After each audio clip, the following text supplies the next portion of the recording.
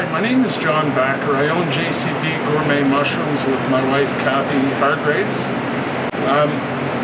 Today's topic I would like to touch on is the differences between the grow kits and how to take care of them.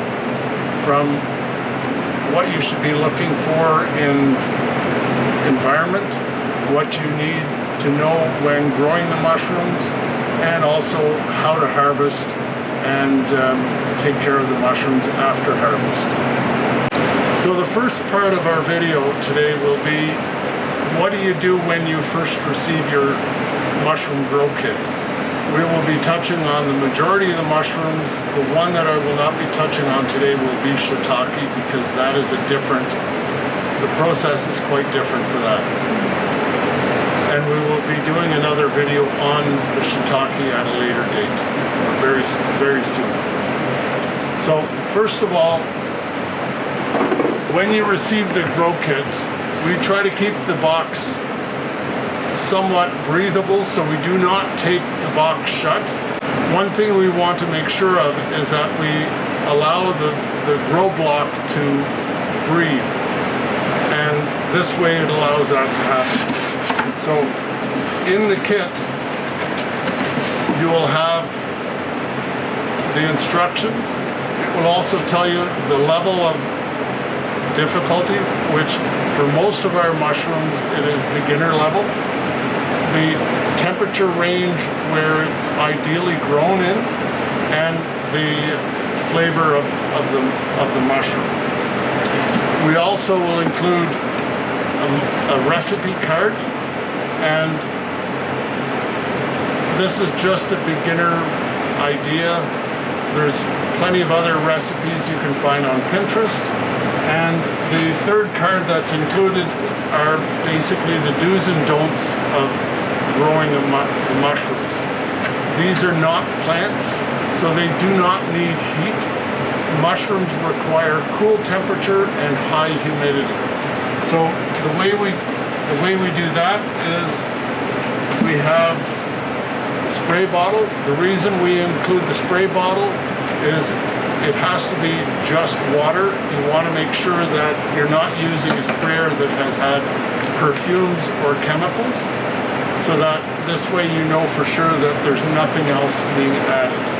So the way you do this, ideally you take the bag, turn it inside out. By doing this, you're going to get, it will stand up better.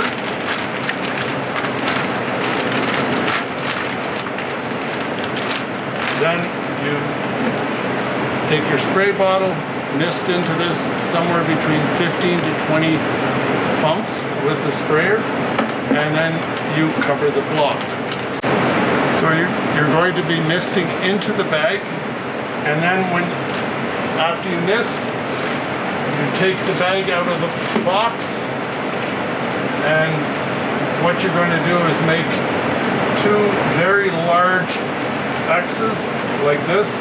Try not to have the top and the bottom touching. And then what you're going to do is get a knife like this, and you want to make sure the blade is just a very small amount, maybe 1/8 of an inch, quarter at the most. And then what you're going to do is lay it on its side and cut along this line, and then here. And then when you're done with that, roll this up and then tape this down. When this is laying on its side, you've got the bag, and you're going to cover this over. You need to mist the bag 3 to 5 times a day. This way it ensures you have optimal growing conditions for the mushrooms, and if you do it 3 to 5 times a day, you should have fairly quick return on your investment. With the different mushrooms, a lot of people ask, how long will it take for us to get a harvest? Assuming that you're putting block away from direct sunlight. It can be next to a window, but where there's indirect sun or partial shade is ideal. So if you have, the fastest growing mushrooms are the pink oyster, snow oyster, and Italian oyster. Those you should be able to get a harvest within a week, so 6 to 7 days. The blue oyster will take a little bit longer, and it will take somewhere between a week to 10 days. And then the lion's mane will take upwards to 2 weeks, depending on how well the block is developed. The lion's mane is also one where instead of laying it on its side, you have it sitting upright, and you really need to make sure that you tape this down so that you're forcing all the growth to where the cuts are made. With lion's mane, you're going to cut both sides, and you're going to have it sitting upright like this, and then what ends up happening is you're going to have a much nicer looking mushroom with the lion's mane, and it'll look more cascading down from the top. The next topic we're going to touch on is which mushrooms are the easiest and least work involved.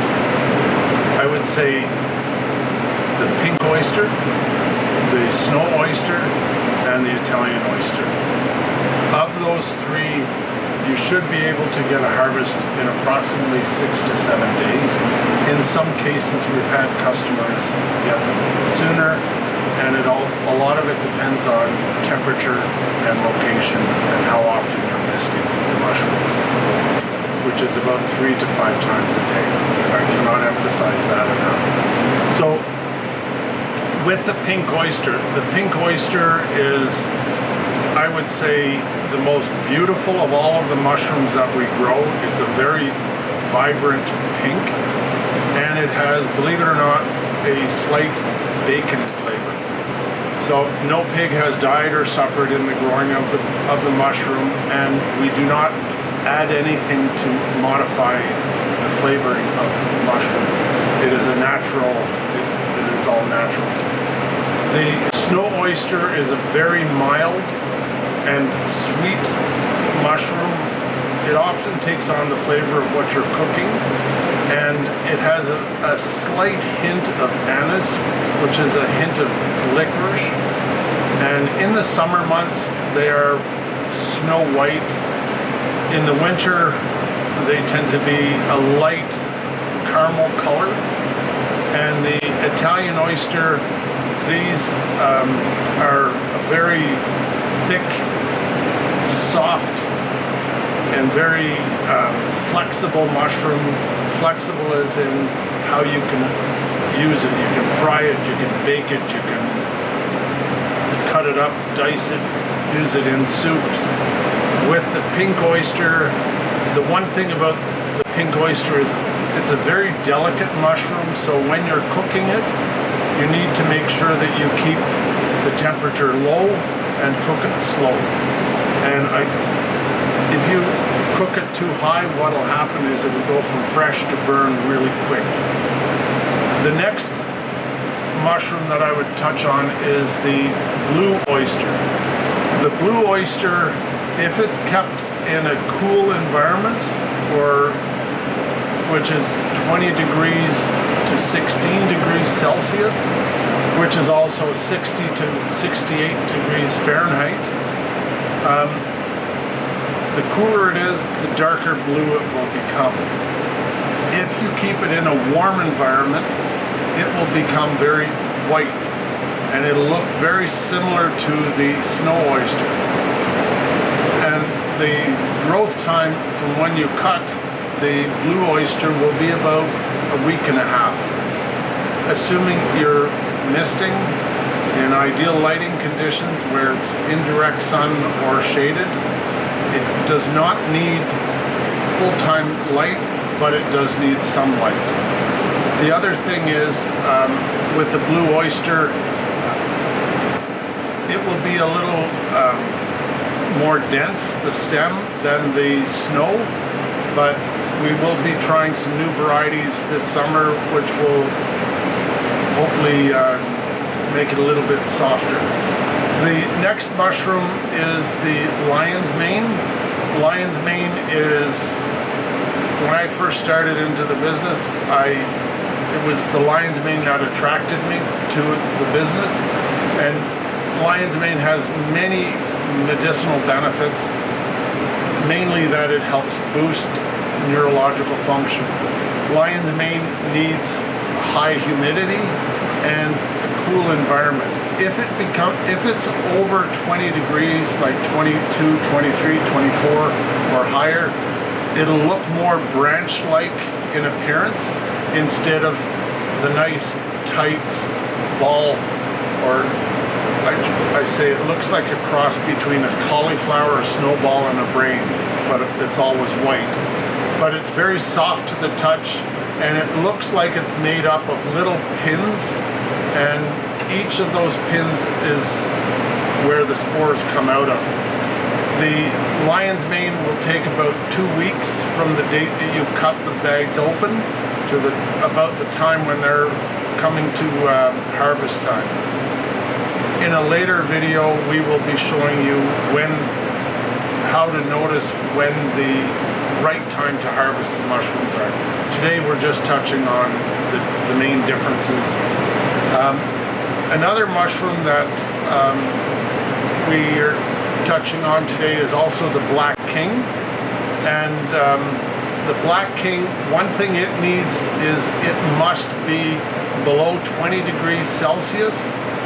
And we grow that one for its very large stem. Sometimes I can have it 4 inches, sometimes it can be as big as 8, 9 inches in length. And I would say sometimes they're round, sometimes they're more oblong in their stem shape. And with the Black King, if it's too warm, the mycelium will continue to grow, but it will not fruit. So it needs to be under 20 degrees, which is about 68 degrees Fahrenheit. The next mushroom is the chestnut. Chestnut is a very nice, nutty flavor. It takes about 3 to 4 weeks from the time you cut the bag to the date when it should start growing. When it first appears, it looks like a cluster of little thorns and like small thistles. And as it matures, it becomes more brown, and the little spikes on the early growth tends to fade away. And another point that we should also be touching on: when do you harvest? The best way of recognizing when a mushroom is ready to harvest is it will have a curvature downward. When it starts to flatten out, that is the time when you want to harvest. And that's with pretty well all of the mushrooms. And the lion's mane, with the lion's mane, it will start showing more of it has more of a cascading appearance, and you can see the individual spines. And by growing it vertically like this, it looks more like the water coming out of the frozen ice that comes out of a rock in the wintertime. So thank you very much for listening to our video, and we'd appreciate it if you like and subscribe to our videos. And if you have any questions, please feel free to text or email me. And also make comments on the video. We'd love to hear your feedback, and we're here to help you with your growing of the mushrooms at home. Happy growing, and look forward to seeing you guys soon someday. Thanks, bye.